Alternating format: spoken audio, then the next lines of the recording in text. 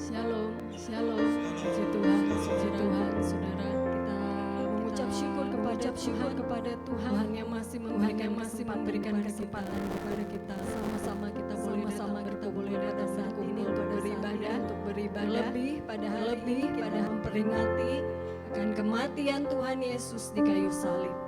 Dia yang telah menyerahkan nyawanya bagi kita. Dia yang rela memilih untuk melakukan kehendak Bapa daripada kehendaknya sendiri.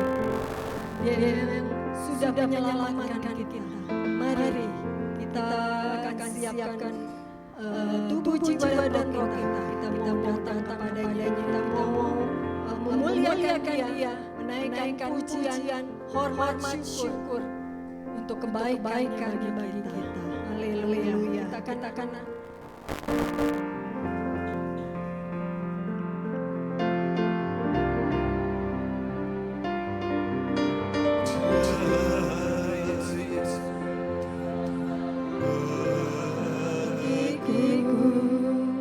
Yeah.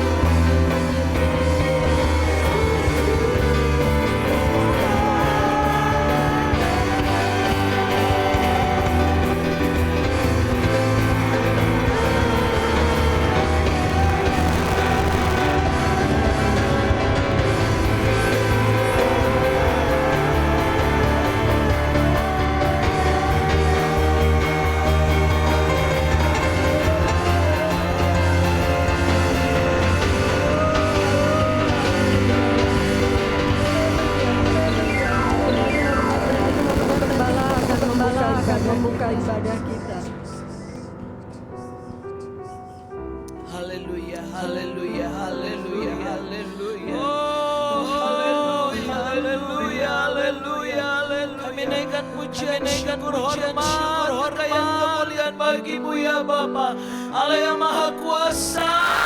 Haleluya, haleluya. Allah telah mengaruniakan Yesus Kristus Putramu yang tunggal. Firman itu telah menjelma menjadi manusia. Sama seperti kami bersyukur untuk korban Yesus yang telah kami terima, kami percaya sampai saat ini. Korban itu telah menyelamatkan hidup kami. Kami tidak mau menyelamatkan diri kami sendiri, tapi kami bersyukur Allah begitu baik, begitu mengasihi kami dan seluruh manusia, seluruh isi dunia ini, sehingga Kau mengutus Yesus Kristus bagi kami. Tiada kata lain Tuhan selain pujian, hormat, kemuliaan baginya bagi namamu Bapa, Putra dan Roh Kudus. Allah yang kami sembah di dalam nama Tuhan Yesus Kristus. Terima kasih, terima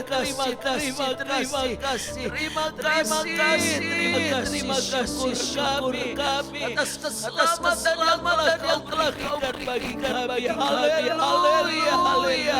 Sehingga kami boleh hidup dalam perdamaian dengan saat ini. Dan setiap doa kami, setiap pujian penyembahan kami, ibadah pelayanan kami tidak ada satu pun yang sia-sia. Semuanya berarti di hadapan Tuhan. Sebab semuanya telah ditandai oleh korban dan doa.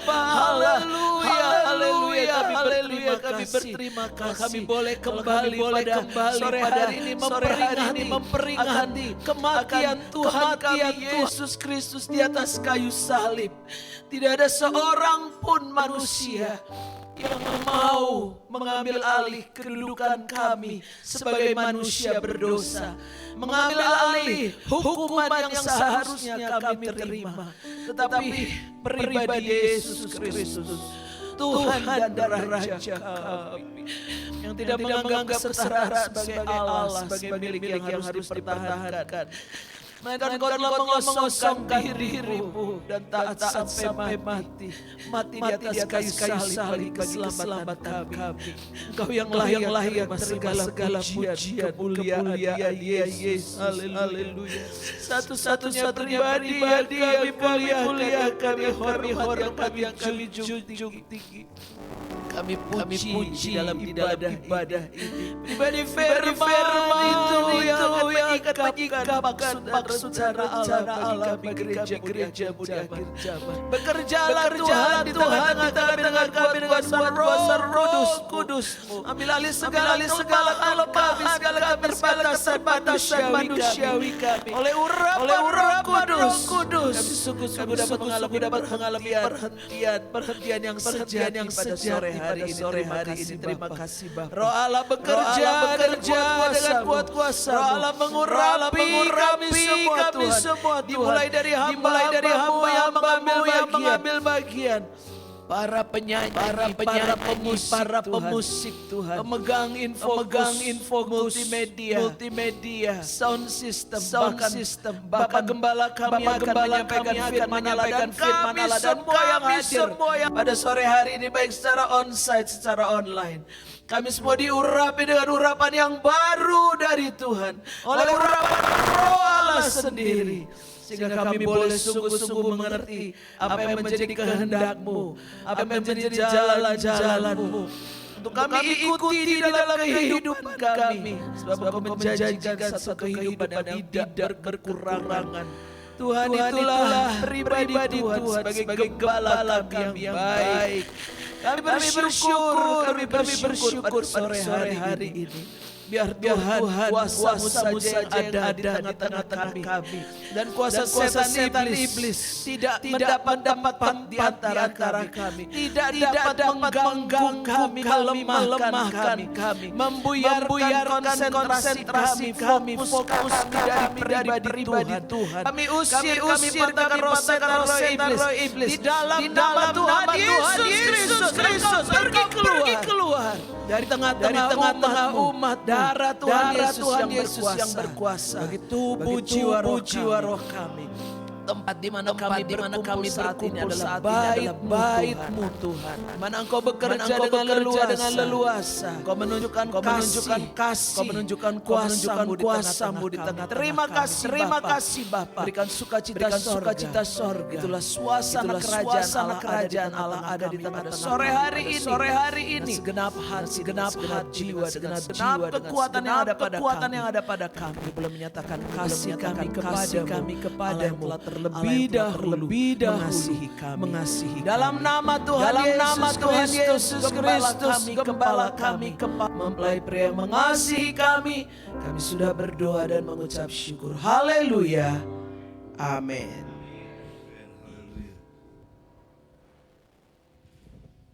Haleluya. Mari kita naikkan pujian. Segala puji syukur hanya bagi Tuhan.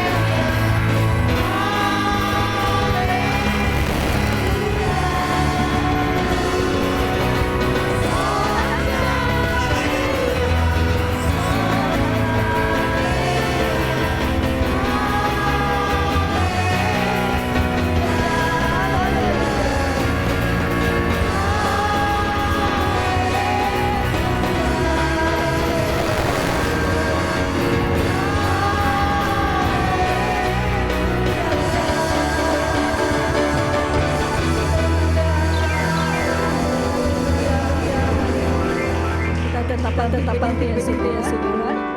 Akan ujian, dia mati bagiku. Dia bangkit bagiku. Haleluya, haleluya.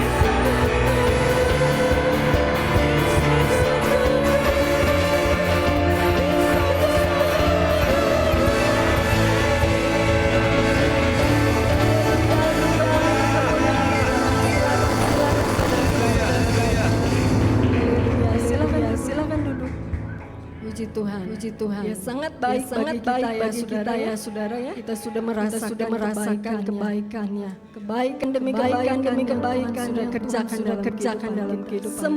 Semuanya itu dimulai dari apa saudara? Pengorbanan atas kayu salib. Puji Tuhan. Persiapkan persembahan kita. Kita akan berikan persembahan. Kita akan berdoa. Nanti Ibu Lucy saya minta untuk berdoa. Mari kita berdoa. Maha besar Allah Bapa kami yang bertakhta dalam surga. Bapa yang kami panggil di dalam nama Tuhan Yesus Kristus. Terima kasih Tuhan pada sore malam ini Tuhan. Kami mengucap syukur kepada Engkau Tuhan.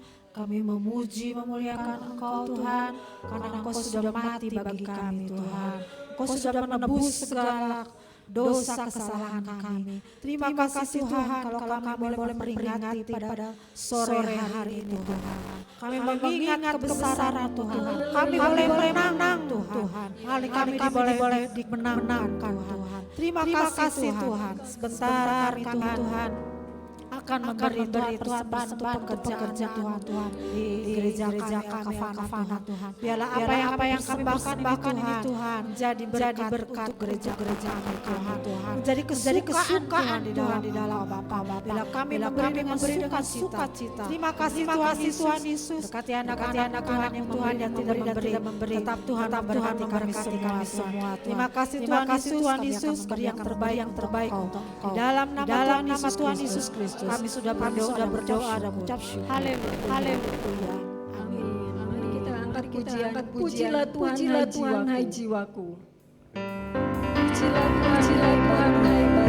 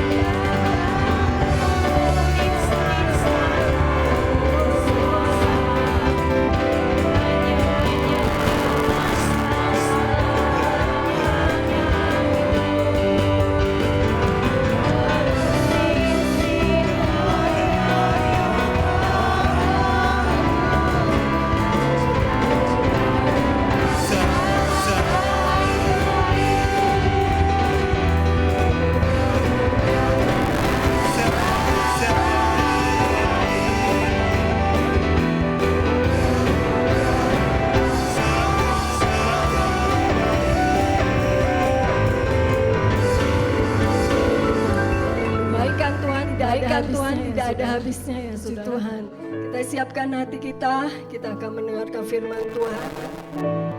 Kita sama-sama bangkit berdiri. Saudara, bahwa pengampunan Tuhan itu sempurna. Sempurna Dia lakukan di atas kayu salib. Sebagai anak domba yang keluh dan mulai sembelih, sudah membuka karuan mata dan menerai-nerai. Kita terima firman Tuhan dalam kasih yang berangkat dari kita. Haleluya.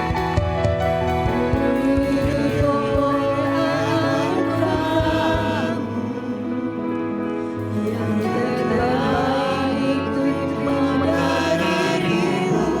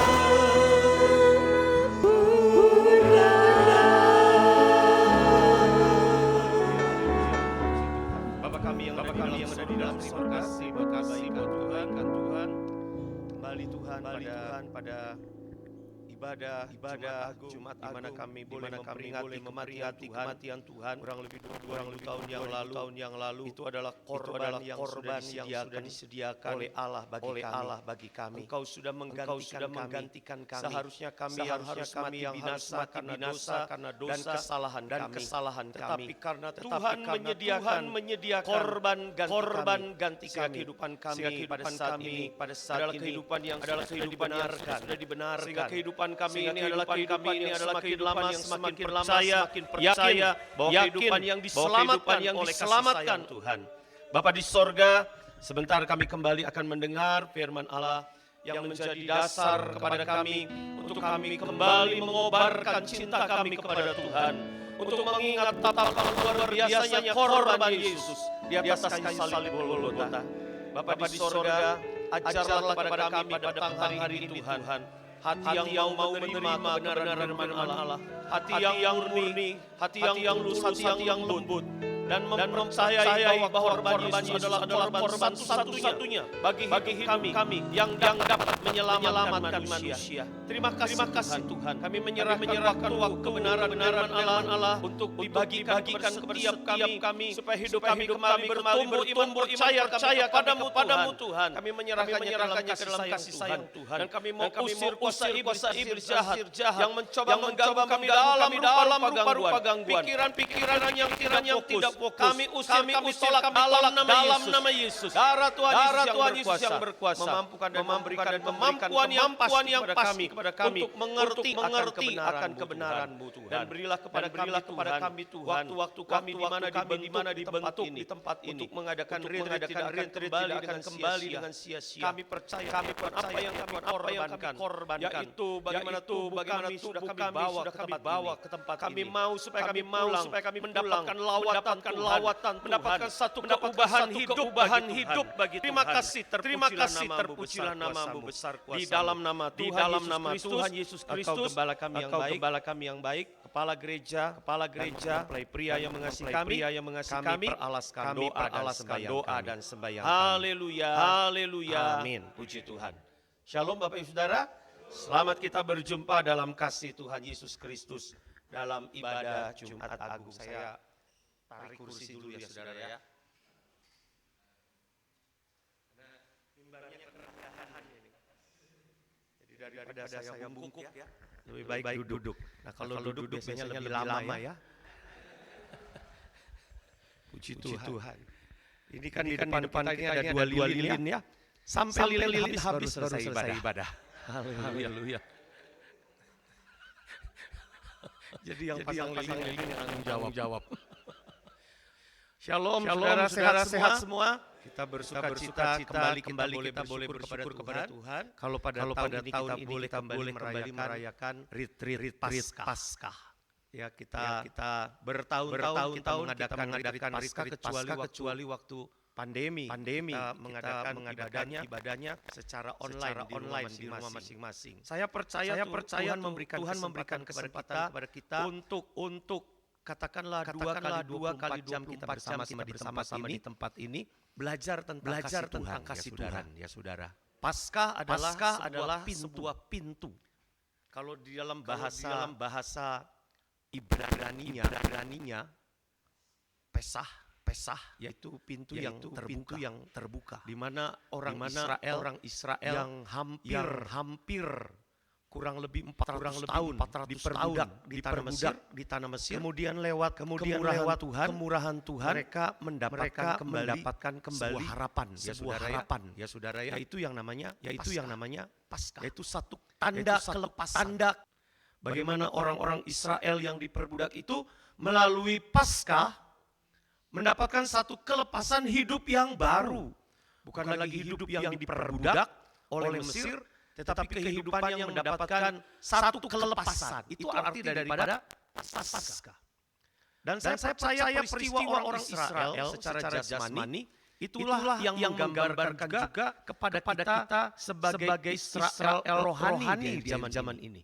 Bahwa kita harus mengalami yang namanya kelepasan. Kita ini kan diperbudak kalau dulu mengalami kelepasan lewat korban Yesus. yaitu darah Yesus, darah anak domba. Kita ini diperbudak oleh dosa. Masing-masing kita ini sudah ada di dalam hukum maut, ya saudara ya. Kalau tidak ada tawaran daripada Allah lewat Yohanes 3:16, karena begitu besar kasih Allah akan dunia ini, sehingga dia mengaruniakan anaknya yang tunggal, supaya barang siapa percaya kepadanya tidak akan binasa, melainkan memperoleh hidup yang kekal. Ini kan tawaran kasih Allah. Coba kalau nggak ada tawaran seperti itu, kita mungkin sama seperti saudara-saudara sepupu kita. Untuk mencari keselamatan itu harus bekerja keras. Berbuat bakti. Istilahnya mengumpulkan kebaikan demi kebaikan untuk seolah-olah lepas dari dosa. Yang membuat kita sama di mata Tuhan sebelum kita kenal Tuhan adalah kita ini manusia yang berdosa. Dan dosa itu membawa kita kepada dan saya lihat orang mulai merasa bahwa lewat dosa itu kan nggak nyaman ya saudara. Maka muncullah berbagai kepercayaan, muncullah berbagai agama. Bagaimana manusia bisa kembali lagi kepada Tuhan. Tetapi kita sebagai orang percaya, hari inilah kita memperingati tawarannya Tuhan kepada seluruh umat manusia. Percaya kepada Yesus, maka ia akan diselamatkan. Nah, sebelum lebih jauh kita akan membaca dulu ayat tema kita ya saudara. Allah menyediakan. Di dalam Kejadian pasal 22 mulai ayat yang ke-11 dulu kita baca ya. Judul perikopnya adalah iman Abraham diuji. Kejadian pasal yang ke-22 ayat 11 sampai 14. Kita bacakan bersama-sama. 1, 2, 3. Namun berserulah malaikat Tuhan dari langit kepadanya, Abraham. Sahutnya, ya Tuhan. Lalu ia berfirman, jangan bunuh anak itu dan jangan lakukan apa-apa kepadanya, sebab sekarang telah dan tidak untuk menyerahkan anakmu yang satu. Lalu Abraham menoleh seekor domba jantan di belakangnya, yang tanduknya tersangkut dalam belukar. Abraham mengambil domba itu, lalu mempersembahkannya sebagai korban pengganti anaknya. Tuhan menyediakan bagaimana di atas gunung Tuhan akan disediakan. Puji Tuhan, silakan duduk. Haleluya. Dalam Kejadian 22, khususnya ayat 14, ya saudara, saya bacakan lewat Alkitab terjemahan edisi baru yang kedua. Abraham menamai tempat itu Tuhan menyediakan. Dalam bahasa Ibrani-nya Jehovah Jireh. Sebagaimana dikatakan orang sampai sekarang di atas gunung Tuhan akan disediakan. Saudara, ayat ini menjelaskan kepada kita bahwa perlakuan Tuhan kepada Abraham, di mana Abraham disediakan. Dan kita tahu ya dari pembacaan itu bahwa tadinya Abraham itu diperintahkan untuk mengorbankan Ishak sebagai korban bakaran. Nanti kita akan lihat korban bakaran. Kita mungkin kalau kita yang kenal dengan yang namanya tradisi orang Israel, korban bakaran itu ya begitu ya saudara ya. Memang pada zaman Abraham ini tidak ada peraturan Taurat yang jelas pada saat itu. Kita akan membacanya nanti dari kitab-kitab yang sudah diberikan Tuhan kepada Musa. Yaitu ketika Musa ada di gunung Sinai. Di situ dijelaskan apa itu korban bakaran, apa itu korban sajian, apa itu korban pagi dan korban petang. Tetapi yang kita lihat di sini Abraham itu dituntut Tuhan untuk mengorbankan Ishak sebagai korban bakaran. Nah, ketika dalam ketaatannya Abraham Dia naik ke gunung yang bernama Gunung Moria. Dan ketika Tuhan melihat ketaatan Abraham, Tuhan tidak membiarkan Abraham itu mengorbankan Ishak. Disitulah Tuhan menyediakan anak domba, kambing yang tersangkut ya di atas gunung. Jadi saudara, Tuhan menyediakan itu bukan sembarangan tempat. Di dalam Abraham menamai tempat itu Tuhan menyediakan. Lalu ada penjelasannya sebagaimana dikatakan orang sekarang bahwa Tuhan menyediakan tempat itu adalah di atas gunung. Dari sini kita harus mengerti bahwa Tuhan menyediakan dengan satu kondisi gitu ya saudara ya, yaitu di atas gunung. Seringkali kita sebagai anak Tuhan senang banget dengan istilah Jehovah Jireh. Tuhan menyediakan, Tuhan mencukupi. Itu kan kebutuhan kita semua kan. Kalau Tuhan menyediakan kebutuhan kita senang. Kalau Tuhan mencukupi setiap kebutuhan kita penuh dengan rasa syukur. Tanpa kita mengerti bahwa Tuhan menyediakan dengan satu kondisi bahwa kita harus ada di atas gunung. Nanti kita akan belajar bagaimana mulai daripada Gunung Moria Tuhan menyediakan sebagai korban bakaran buat pengganti Ishak. Kemudian nanti akan kita lihat dari Gunung Moria perjalanannya ke atas Gunung Golgota. Dan nanti puncaknya Tuhan menyediakan di atas Gunung Sion orang-orang yang ikut Tuhan. Kemana saja anak domba itu pergi, ada jumlah tertentu yang mengikut anak domba itu kemana saja ia pergi. Jadi lihat garis merahnya dari Gunung Moria, kemudian ke Gunung Golgota, dan sampai akhirnya ke Gunung Sion. Saudara, sebelum kita lanjut ke sana, saya mau ajak kita dulu membuka Imamat 1 mengenai apa itu korban bakaran. Supaya kita mengerti dulu. Setelah kita mengerti apa itu korban bakaran, maka kita akan melihat apa yang disediakan Tuhan begitu di atas gunung. Kita seringkali kalau sudah bicara soal Jehovah Jireh, yang kita pikir apa? Berkat. Begitu lihat temanya Jehovah Jireh, memang saya lagi butuh kerjaan. Saya mau ikut Paskah.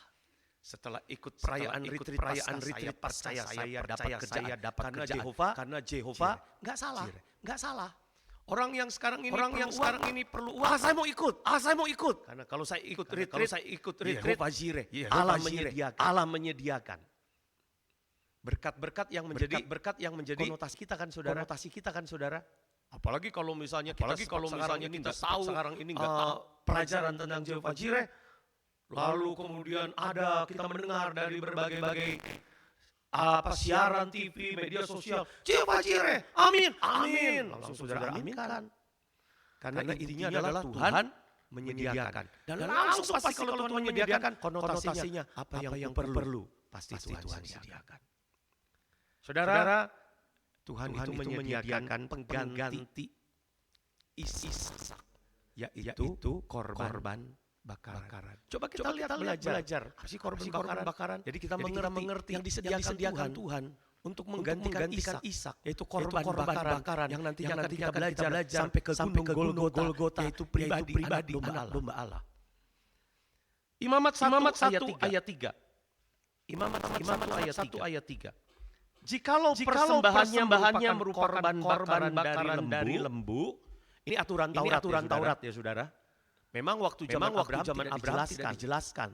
Tetapi pada saat orang Israel ada di padang gurun baru dibuat detil sama Tuhan. Jikalau persembahannya merupakan bakaran dari lembu, haruslah ia mempersembahkan seekor jantan yang tidak bercela. Lembu atau sapi. Sapinya harus jantan. Saudara nggak boleh. Saya punya lembu betina. mau saya korbankan buat Tuhan sebagai korban bakaran. Syarat pertama harus jantan. Ya. Kemudian harus yang tidak bercela. Gak boleh lembunya itu lagi pilek. Gak boleh lagi sakit. Lembu itu kan suka terkenal, suka ada penyakitnya. Kalau zaman sekarang kuku dan mulut itu menular katanya kan. Kalau kita makan sapi yang punya sakit kuku dan mulut, kita pun sekarang suka serang virusnya. Begitu. Nah ini harus tidak tercela. Artinya memang harus dipersiapkan. Dari kecil lembu itu harus dipersiapkan, dipelihara khusus untuk korban bakaran. Itu ada satu tempat yang namanya menara ya, Migdal Eder. Itu terletak di Bethlehem. Itu ada domba-domba pilihan. Kalau sudah masuk ke Migdal Eder itu saudara, itu memang harus dijaga dengan luar biasa.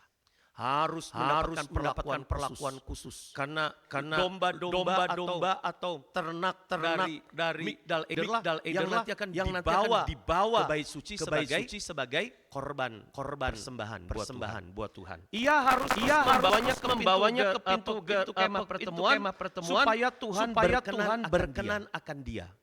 Lompat ayat yang ke-10.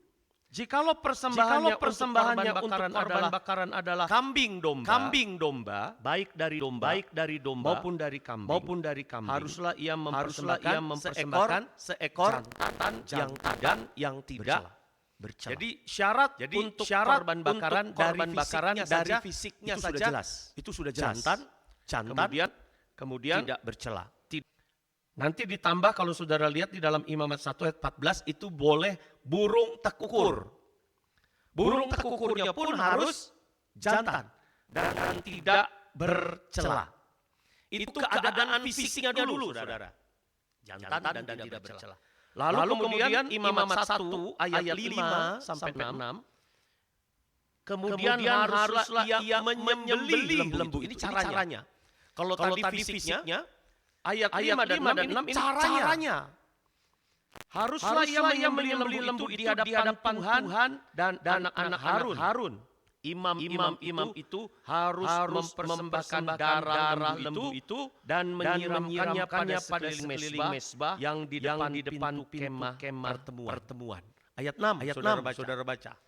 Kemudian haruslah ia menguliti korban bakaran itu dan memotong-motongnya menurut bagian tertentu. Nah, sampai ayat 6, saudara kemudian coba cocokkan.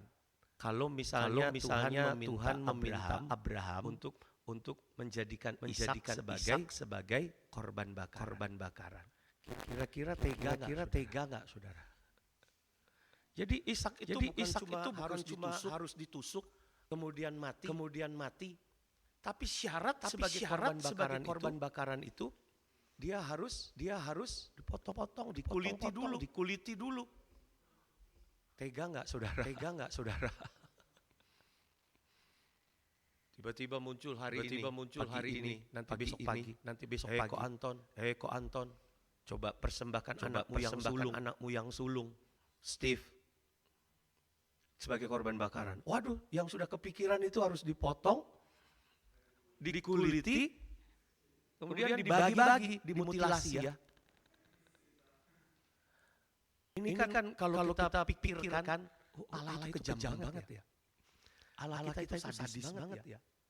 Saudara, ini saya ajak saudara merenung betapa luar biasanya Abraham, saudara. Kita kan bahasanya sepintas. Korbankanlah Ishak. Kita sudah tahu ujungnya cerita ini dari sekolah minggu bahwa Ishak tidak jadi dikorbankan. Tetapi ketika Abraham mengalami itu, apakah Abraham tahu ujungnya?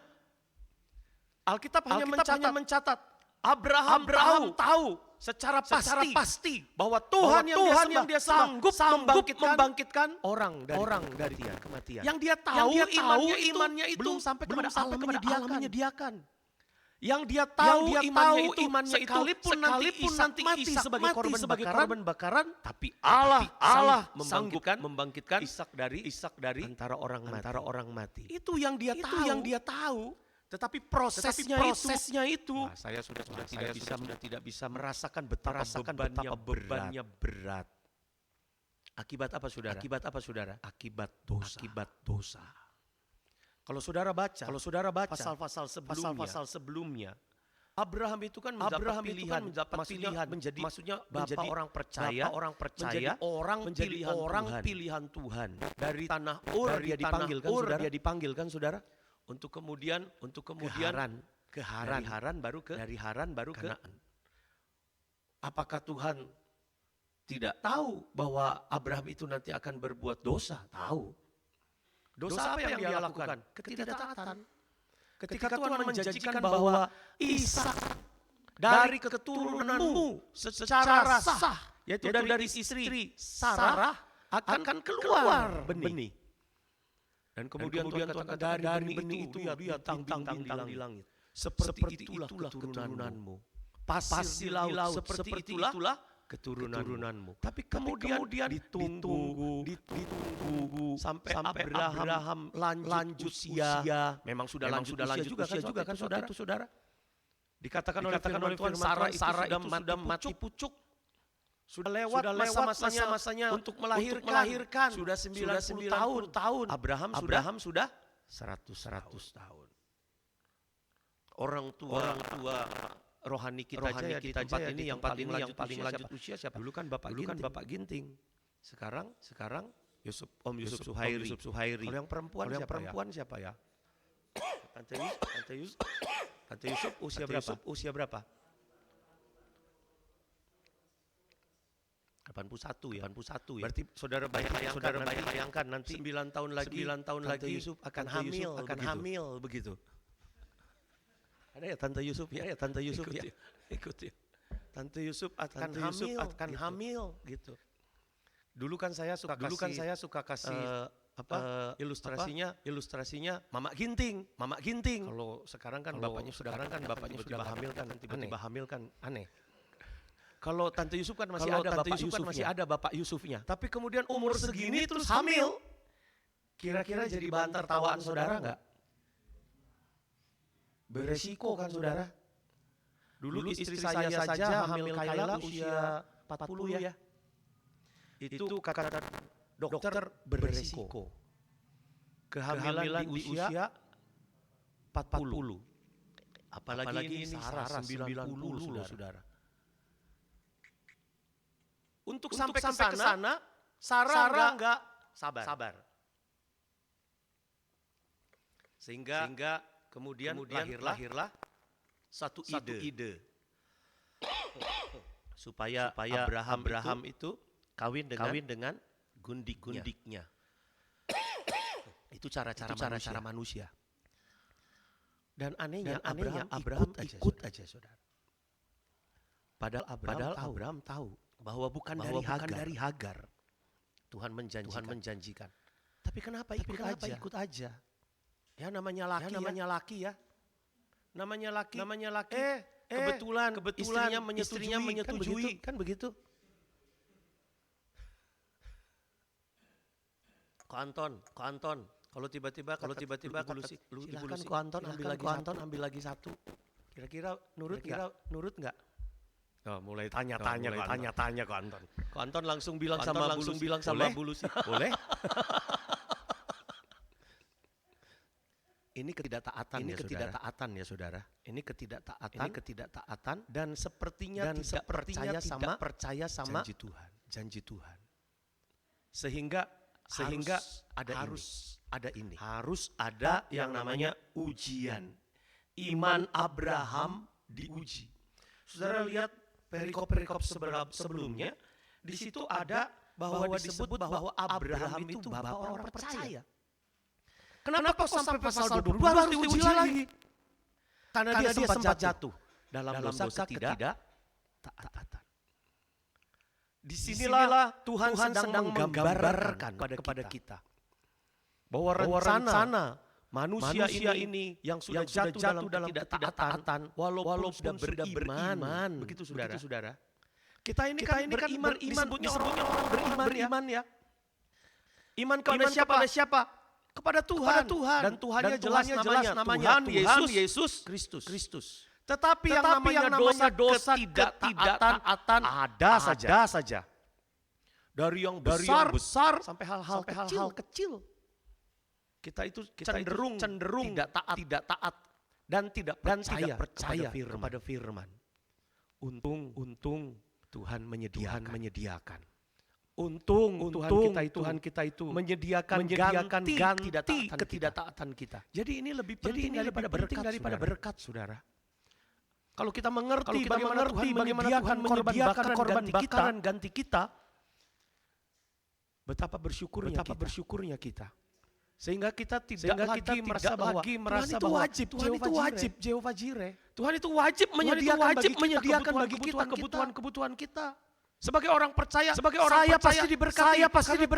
Karena Tuhan wajib. Seolah-olah begitu ya saudara. Sehingga ada kata-kata, mari kita klaim janji Tuhan. Ada orang-orang Kristen, ada hamba Tuhan gemar sekali bilangnya, mari kita klaim janji Tuhan.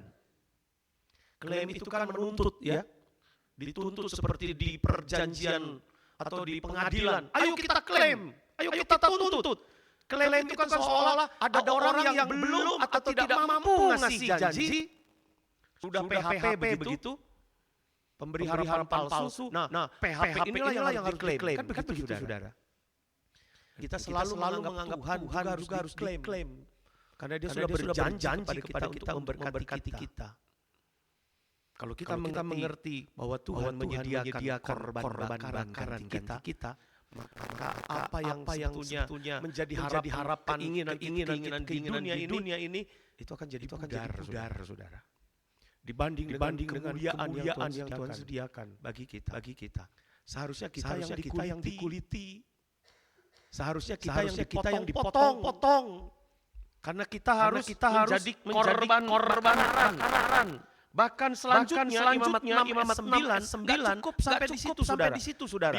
Dibunuh, disembeli, kemudian dikuliti, dipotong. Enggak cukup sampai di situ. Karena di dalam Imamat 6 ayat 9 perintahkanlah kepada Harun dan anak-anaknya inilah hukum tentang korban bakaran.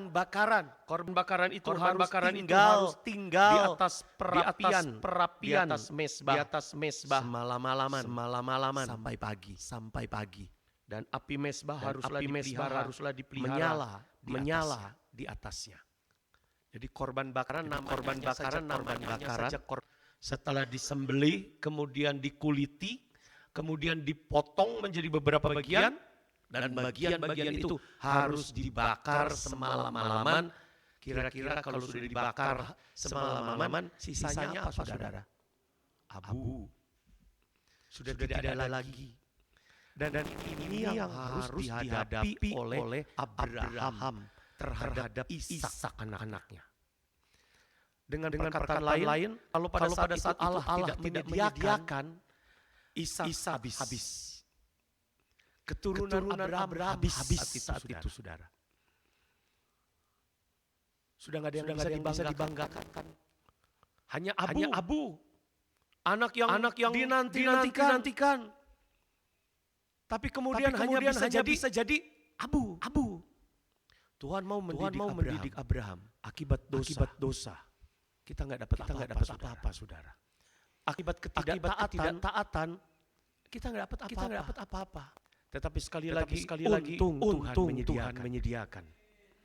Tuhan menyediakan ganti.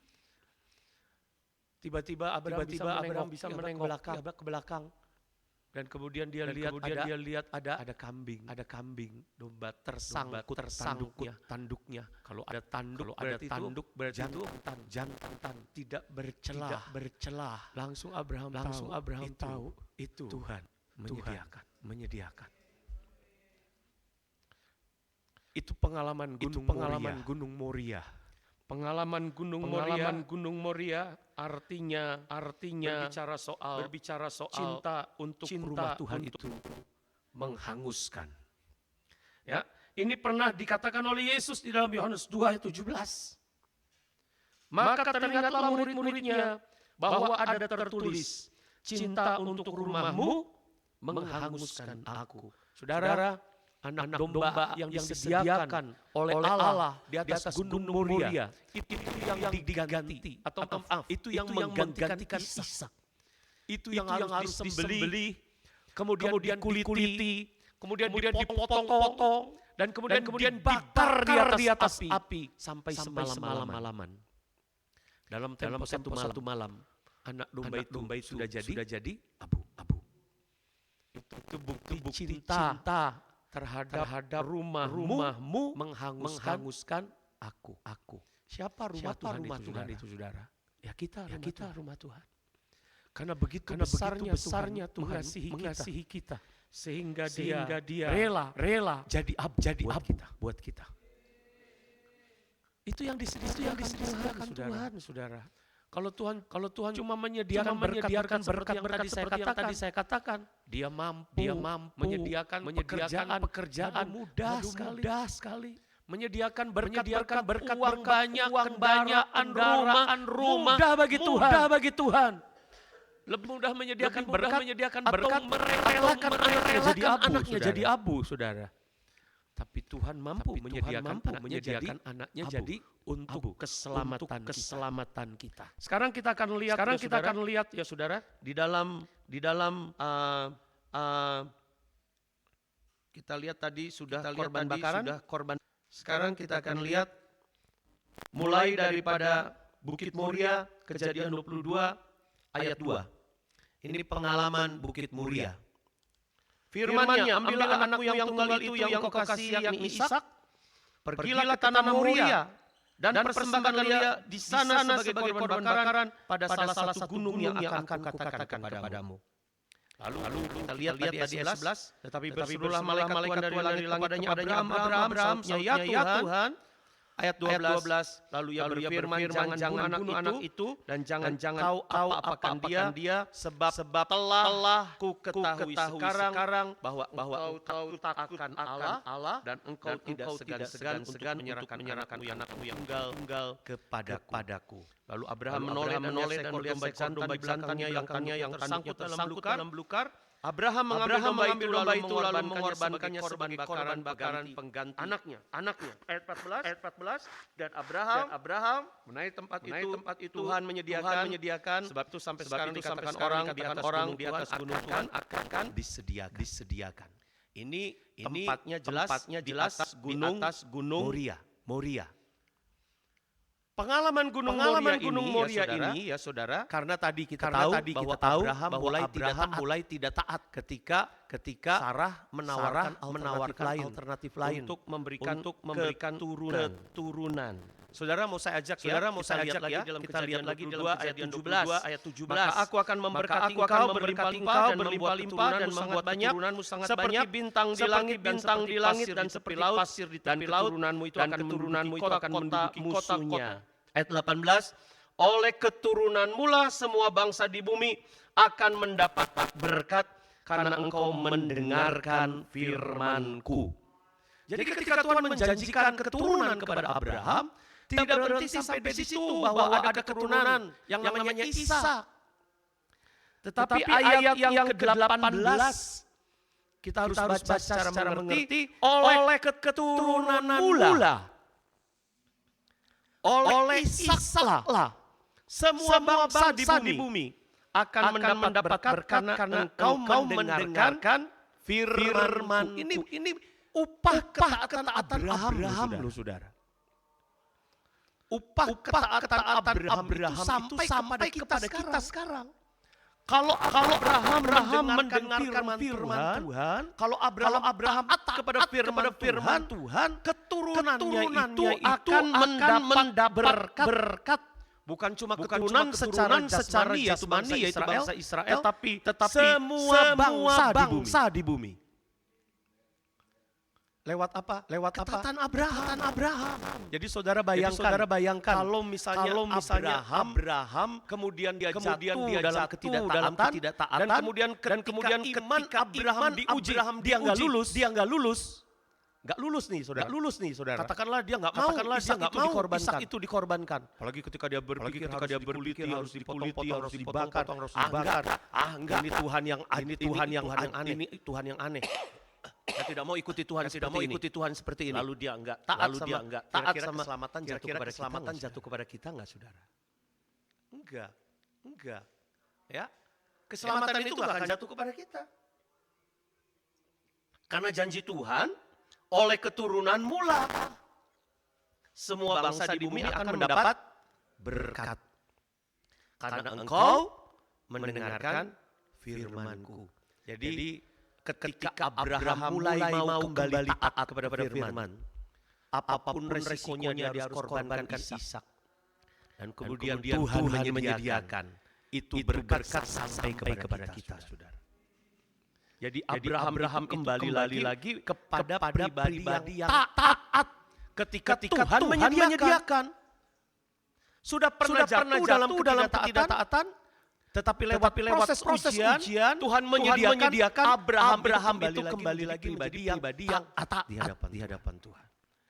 Dan lewat ketaatannya sampai petang ini kita boleh mendapatkan berkat Abraham.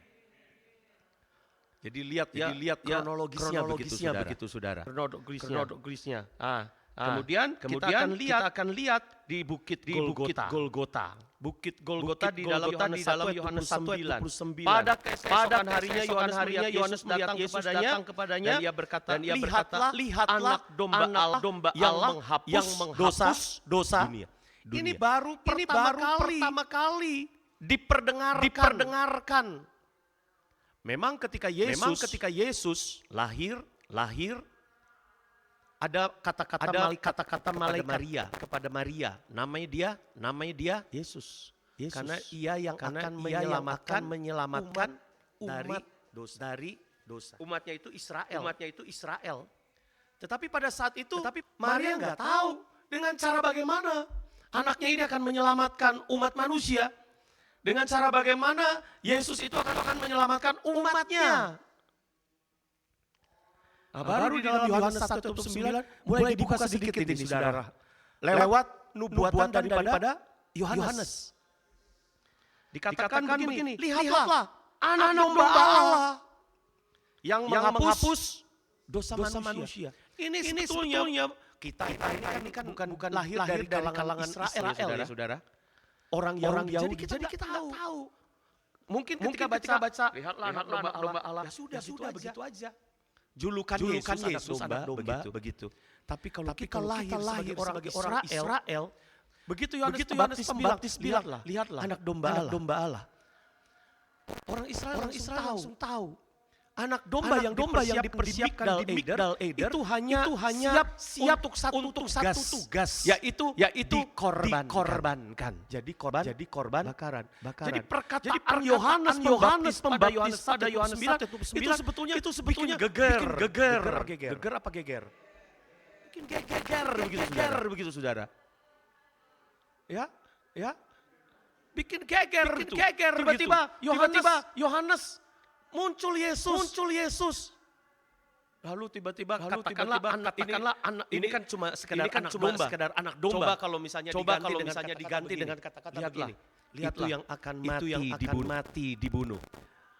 Disembelih, kemudian dikuliti, dipotong-potong, dan dibakar sampai habis. Geger enggak saudara? Makanya pada saat itu orang Israel juga murid-muridnya kaget. Begini toh. Kita sekarang ini kembali. Saya ajak supaya saudara mengalami keadaan pada saat itu. Kalau saat itu kita sebagai orang Israel. Geger pada saat itu. Dan bagaimana mungkin dia menggantikan dan menyelamatkan sebagai korban bakaran. Ya, Yohanes 19 Kita lihat ini digenapi di atas Golgota. Yohanes 19:21 sampai 34. Karena hari itu hari persiapan. Yohanes 19:21 ya saudara.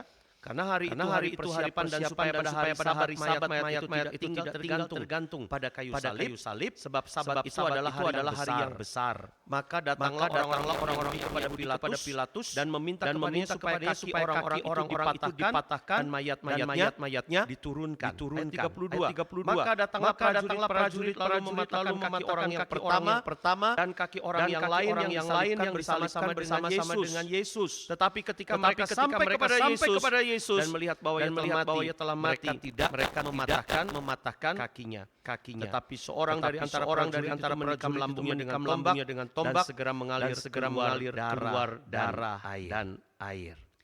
Ini gambaran daripada anak domba Allah yang menghapus dosa manusia.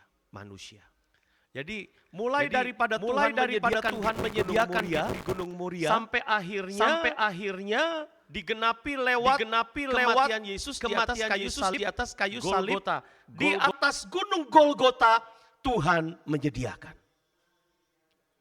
ganti korban bakaran bagi kita yang seharusnya mati. Sekali lagi ya, saya ajak saudara, Yohanes 1:35 sampai 38. Pada keesokan harinya Yohanes berdiri di situ pula dengan orang-orang muridnya. Dan ketika ia melihat Yesus lewat, ia berkata, lihatlah anak domba Allah. Ini seperti melihat satu pengalaman di Gunung Moria, begitu saudara. Dengan perkataan lain Yohanes, lihatlah anak domba Allah. Itu sama seperti ketika Abraham melihat ke belakang dan kemudian dia melihat anak-anak domba jantan yang tersangkut buat menggantikan Isa. Nah, pada saat Yohanes lihatlah anak domba Allah. Sebetulnya pada saat itu Tuhan sedang menunjukkan di sorga sedang menunjukkan kepada kita itulah pengganti kita. Itulah yang Allah sediakan bagi kita. Seharusnya kita yang mati, tetapi lihatlah Yesus sudah disediakan bagi kita untuk menggantikan kita dari maut. Sehingga kemudian kita melihat ya, dia harus naik ke atas Golgota. Lanjut ya saudara. Ayat 37. Kedua murid itu mendengar apa yang dikatakannya itu. Lalu mereka pergi mengikut Yesus. Tetapi Yesus menoleh ke belakang, ia melihat dia, lalu mengikut dia, lalu berkata kepada mereka, yang kamu cari? Kata mereka kepadanya, Rabi, artinya guru, di manakah engkau tinggal? Dari sini kita akan melihat ya saudara, bagaimana murid-murid Yohanes mulai mengikut Yesus. Dan kita lihat pengiringan mereka sampai ke Bukit Golgota. Apa yang dinubuatkan oleh Yohanes ketika dia berkata kepada murid-muridnya, lihat itulah anak domba yang mengangkut isi dosa dunia. Kemudian murid Yohanes itu ikut kemana saja Tuhan pergi secara fisik. Dan pengiringannya itu berakhir di bukit Golgota. Mereka melihat bahwa benar Yesus sudah mati menggantikan manusia. Itulah anak domba Allah yang disediakan bagi kita. Jadi mulai kita lihat sinambungannya saudara dari Bukit Moria sampai ke Bukit Golgota. Nah, pengiringan murid Yohanes mungkin sampai kepada Bukit Golgota. Tetapi maksud daripada Tuhan kepada gerejanya di akhir zaman tidak sampai hanya di Bukit Golgota untuk melihat bagaimana Tuhan menyediakan ganti korban buat kita. Tetapi Tuhan mengajarkan kepada kita semua bahwa pengiringan kita belum berhenti sampai Golgota. Allah menyediakan buat kita bahwa kita sudah diselamatkan dari korban maut akibat dosa. Tetapi ujungnya kita baca di dalam Wahyu 14 ayat 1, pengikutan kita itu harus terus berlanjut. Bukan cuma sampai kepada Bukit Golgota. Wahyu 14 ayat 1. Di sinilah kita akan lihat bagaimana Tuhan mau supaya kita, pengiringan kita kepada Tuhan harus finish di Bukit Sion. Wahyu 14 ayat 1. Dan aku melihat sesungguhnya anak domba. Sekali lagi saudara, ini memakai kata anak domba. Kalau berbicara soal anak domba, ini berbicara soal Tuhan menyediakan ganti kita. Tuhan menyediakan korban bakaran ganti kita. Dan aku melihat sesungguhnya anak domba berdiri di bukit Sion. Dan bersama-sama dengan dia 144.000 orang dan di dahi mereka tertulis namanya dan nama bapaknya. Tuhan mau bahwa pengiringan kita memang kita sangat berterima kasih buat pengorbanan Yesus di atas kayu salib Golgota. Allah yang sudah menyediakan bagi kita. Tetapi malam ini kita belajar bahwa apa yang disediakan Allah bukan cuma korban bakaran, tetapi Allah menyediakan bagi kita satu kesempatan untuk kita bisa sampai ke Bukit Sion. Tuhan mau bahwa pengiringan kita pun sampai kepada pertemuannya di atas awan-awan yang sampai kepada kekekalan. Kita akan mendapatkan nama. Dikatakan di sini 144.000 orang itu di dahi mereka tertulis namanya anak domba dan nama bapaknya. Nah, kita mendapatkan nama baru, saudara. Nama yang kalau kita lihat nama apa sih sebetulnya? Nah, ini kita harus lihat Filipi 2 ayat 8-10. Nama Yesus itu adalah nama di atas segala nama. Filipi 2 ayat 8. Dan dalam keadaan sebagai manusia, ia telah merendahkan dirinya dan taat sampai mati, bahkan sampai mati di kayu salib. Itulah sebabnya Allah sangat meninggikan dia dan mengaruniakan kepadanya nama di atas segala nama supaya. Nah, ini saudara. Kenapa sih kita perlu ada nama Tuhan? Kenapa kita perlu dikatakan bahwa 144.000 orang itu jelas yang berdiri di Sion itu mereka punya nama Tuhan dan nama Bapaknya. Kenapa kita perlu? Karena Filipi 2:10 supaya kita berkemenangan, saudara. Karena kalau mengenakan nama Yesus, supaya dalam nama Yesus bertekuk segala yang ada di langit dan yang ada di atas bumi dan yang ada di bawah bumi. Jadi saya mau ajak kembali kita untuk merenung lewat pengalaman Gunung Moria. Dari situlah mulai ada ide perkataan Jehovah Jireh. Tuhan menyediakan. Menyediakan apa, saudara? Korban bakaran itu harus terjadi sebagai akibat daripada kita yang berdosa.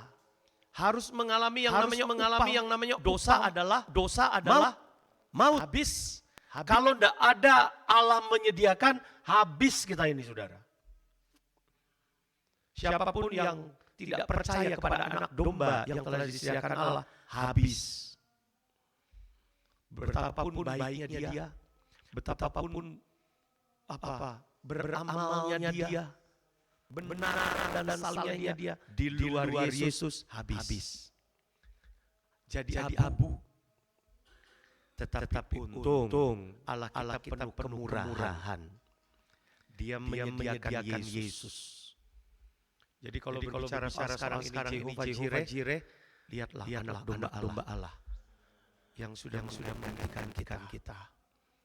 Paradigma kita robah. Kalau ada orang bilang Jehovah Jireh, kita langsung ingat dia yang sudah mati menggantikan diriku. Itu yang disediakan Allah dan tidak berhenti sampai situ. Ya, kita yang percaya kepada nama Yesus. Kita rindu dilekatkan juga nama Yesus di atas hidup kita.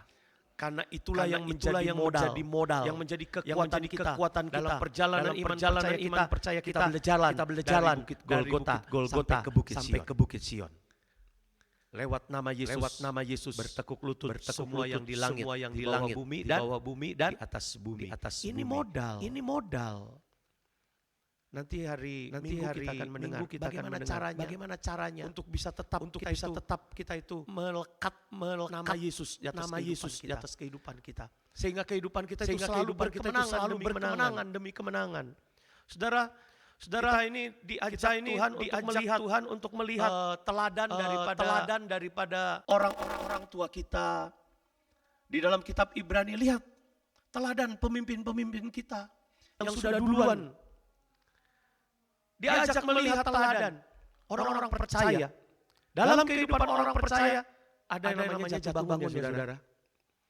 Satu saat mungkin punya masalah, tetapi kemudian kalau dibangkitkan kembali dalam kekuatan tetap percaya sampai nafas yang terakhir. Firman Allah katakan, lihat bagaimana mereka akhir hidupnya. Lihat teladannya, kemudian lihat juga akhir hidupnya. Kalau akhir hidupnya tetap percaya dan beriman, saya percaya itu adalah orang-orang yang tetap melekatkan nama Yesus dalam hidupannya. Sehingga apapun yang terjadi mereka tetap menang. Di dalam dunia ini ada masalah di atas bumi, ada masalah di atas langit, ada masalah di bawah bumi. Tapi kalau kita melekat nama Yesus, akhir hidup kita akan terus berkemenangan.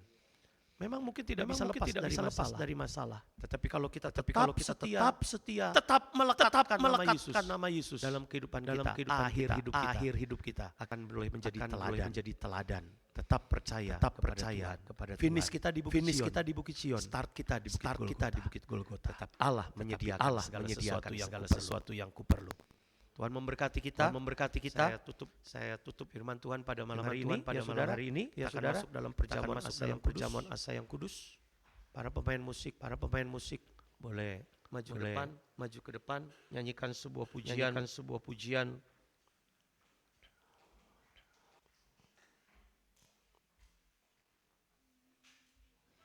Dari F, karya terbesar dalam hidupku.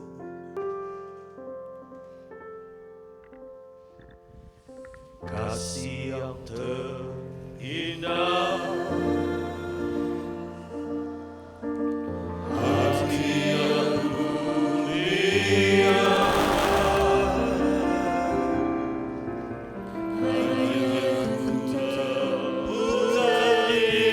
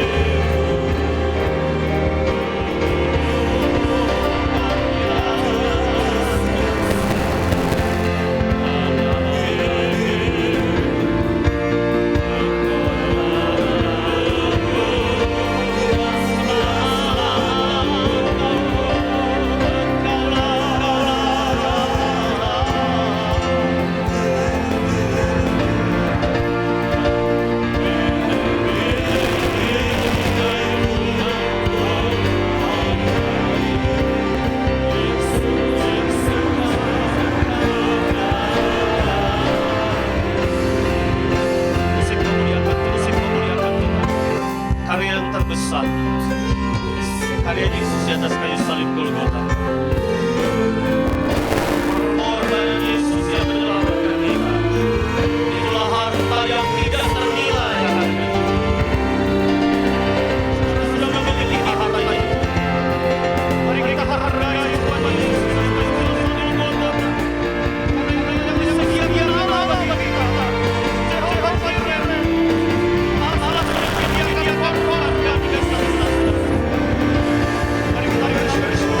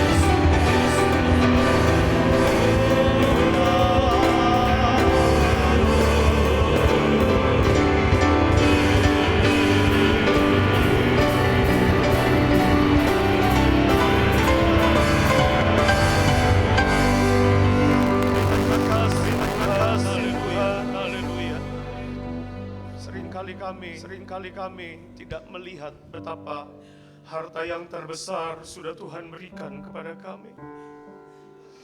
Engkau sudah mati di atas kayu salib Golgota menggantikan kami. Tetapi kami tidak melihat itu sebagai harta yang terbesar, Tuhan. Seringkali kami dibutakan oleh perkara-perkara yang ada di dalam dunia. Padahal Tuhan sudah menyediakan perkara yang jauh lebih mulia. Tuhan sudah menyediakan harta yang terindah, Tuhan. Dan biarlah pada malam hari kami mau merubah pandangan kami terhadap apa yang Tuhan sudah sediakan bagi kami. Kami mau menghargainya, Tuhan. Betapa karya yang besar, harta yang terindah itu sudah kami miliki, yaitu keselamatan jiwa kami. Keselamatan yang jauh lebih berharga dari perkara-perkara yang ada di dalam dunia ini. Sekalipun kami memiliki harta dunia, kalau kami kehilangan nyawa kami, maka tidak ada artinya. Tapi Tuhan sudah menyediakan harta yang terindah bagi kami, yaitu korban Yesus yang sudah disediakan bagi kami. Terima kasih Tuhan buat firman-Mu. Kami akan bersekutu dan darah Yesus di dalam nama Tuhan Yesus Kristus. Mari kita angkat tubuh Tuhan di atas kepala kita. Sebab apa yang telah kuteruskan kepadamu telah aku terima dari Tuhan, yaitu bahwa Tuhan Yesus pada malam waktu mengambil roti, dan sesudah ia mengucap memecah-mecahkannya dan memecahkannya dan berkata, inilah tubuhku yang diserahkan bagi kamu, lakukanlah ini sebagai peringatan aku. Sidang jemaat yang dikasihi Tuhan, mari kita makan tubuh Tuhan di dalam nama Tuhan Yesus Kristus. Makanlah, haleluya.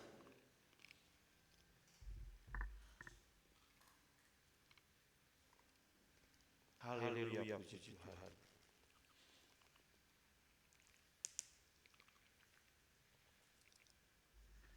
Kita tinggikan darah Yesus di atas kepala kita. Dan sesudah ia mengucap syukur, ia juga mengambil cawan sudah makan. Lalu berkata, cawan ini adalah perjanjian baru yang dimeteraikan darahku. Lakukanlah ini setiap kali kamu meminumnya sebagai peringatan akan aku. Sebab setiap kali kamu makan roti minum cawan ini, kamu memberitakan kematian Tuhan sampai ia datang. Sidang jemaat yang dikasihi Tuhan, mari kita sama-sama minum darah Yesus dalam nama Tuhan Yesus. Minumlah. Haleluya. Haleluya. Kita mengucap syukur. Kita nyanyikan kor ini berapa kali. Saya minta dengan hormat Sri Sadiono akan masuk dalam dua ucapan syukur. Karya Yesus.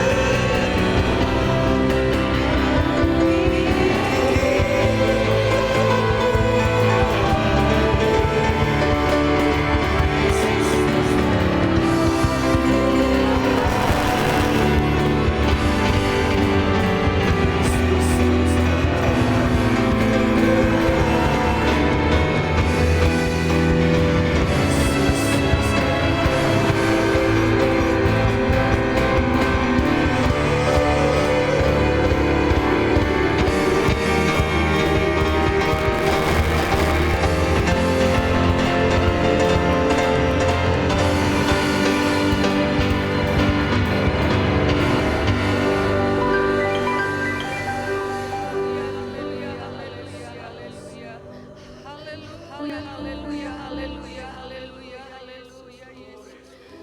Haleluya, haleluya, haleluya, haleluya, Yesus. Haleluya, haleluya. Haleluya, haleluya, haleluya. Haleluya.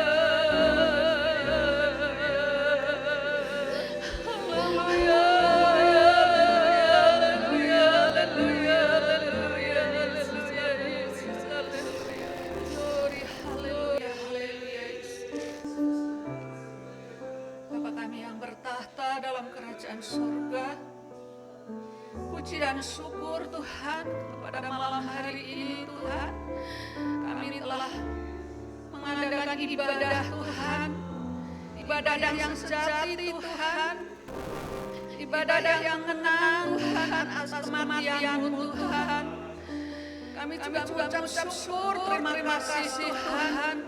Kalau pada malam hari ini kami boleh kembali diingat oleh firman Tuhan, bahwa kami bukannya diselamatkan secara jasmani Tuhan, tapi Tuhan sudah menyediakan Tuhan, yaitu pengorbanan di atas kayu salib Tuhan yang begitu besar bagi kami ya Tuhan. Tuhan, ingatkan kami Tuhan, supaya kami selalu ingat atas pengorbanan Tuhan yang begitu besar Tuhan, karena tidak ada Allah yang seperti Kau Tuhan, yang mau berkorban buat kami semua yang percaya ya Tuhan. Terima kasih kasih-Mu tidak dapat kami ukur Tuhan. Panjang lebarnya kesabaran Tuhan, besar bagi kami semua ya Tuhan. Terima kasih. Kalau firman-Mu sudah memberikan kekuatan bagi kami semua pada hari ini Tuhan. Kami sangat bersyukur, kami boleh mendapatkan lawatan Tuhan, mendapatkan Tuhan keselamatan yang datangnya daripadamu ya Tuhan. Pada petang hari ini yang telah menerima Tuhan, supaya bukan hanya sekedar kami mendengar Tuhan, tapi berikan kemampuan untuk kami dapat lakukan Tuhan. Terima kasih Bapa, terima kasih Yesus.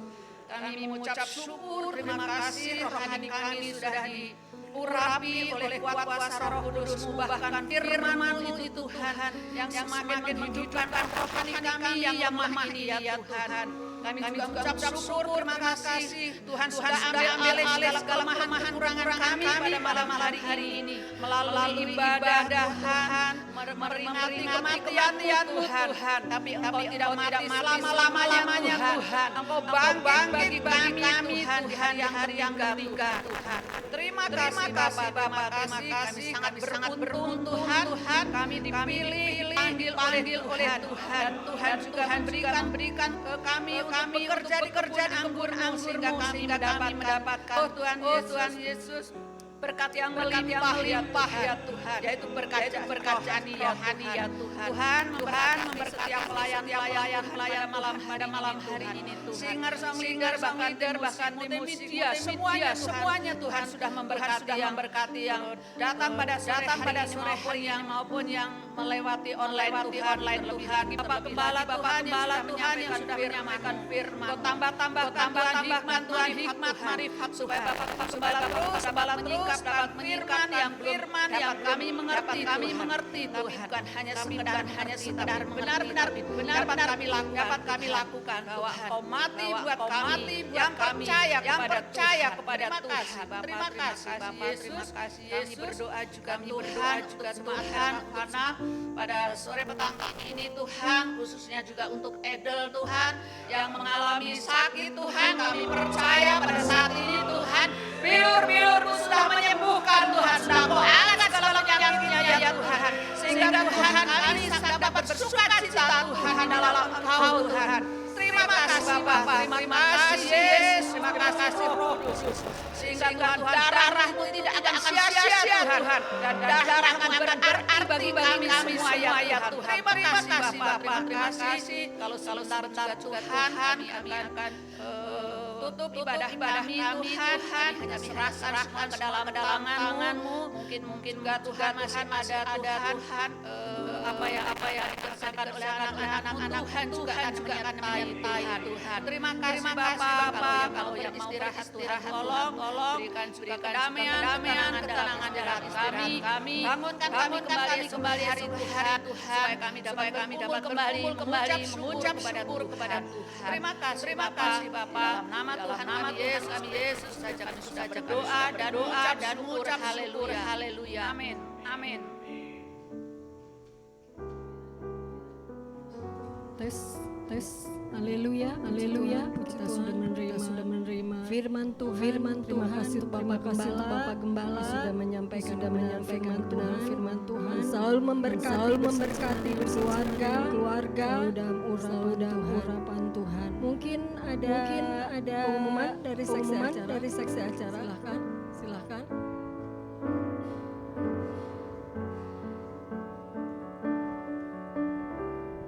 Shalom, puji nama Tuhan, kita boleh melangsungkan ibadah Jumat Agung di tempat ini. Terima kasih untuk pada pelayan Tuhan yang sudah mengambil bagian pada ibadah pada malam hari ini. Dan terima kasih untuk Bapak Gembala yang sudah menyampaikan firman Tuhan. Setelah ini Bapak Ibu kita akan sama-sama menikmati makanan malam. Nanti kurang lebih sampai setengah 8. Mungkin kita akan dilanjutkan dengan doa bersama.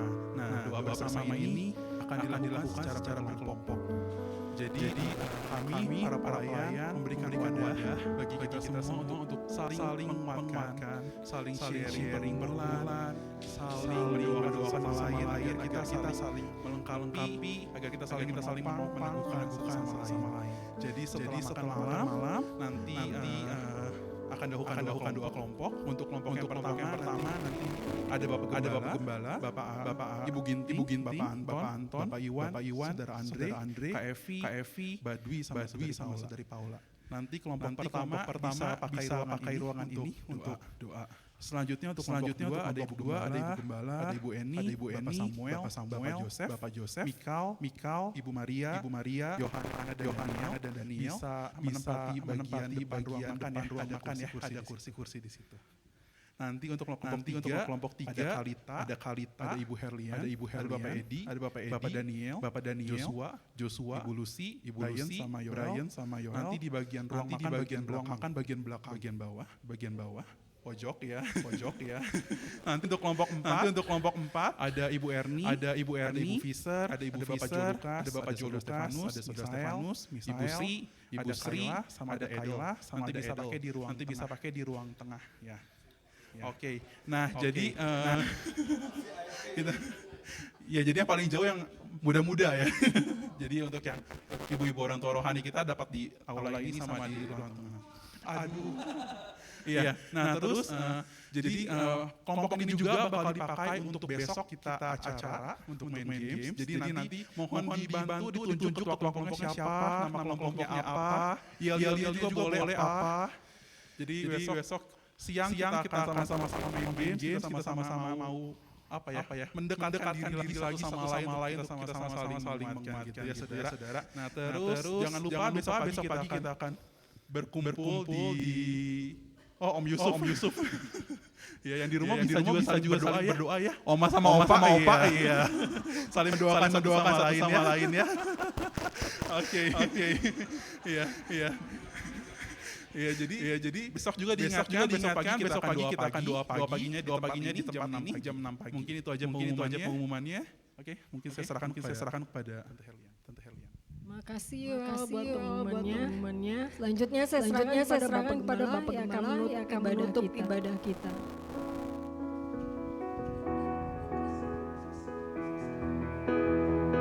Mari kita bangkit berdiri. Terima kasih.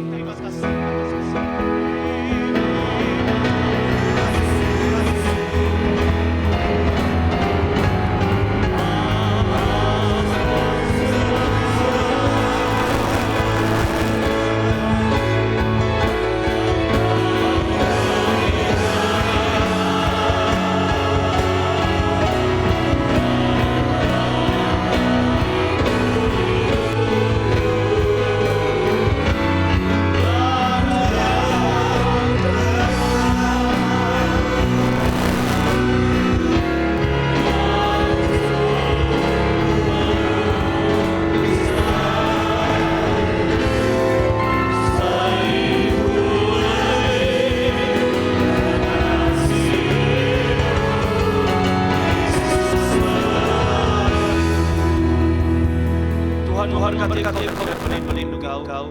Tuhan menyinari engkau dengan wajah-wajahnya dan engkau kasih karunia. Tuhan menghadapkan wajahnya kepadamu dan engkau damai sejahtera.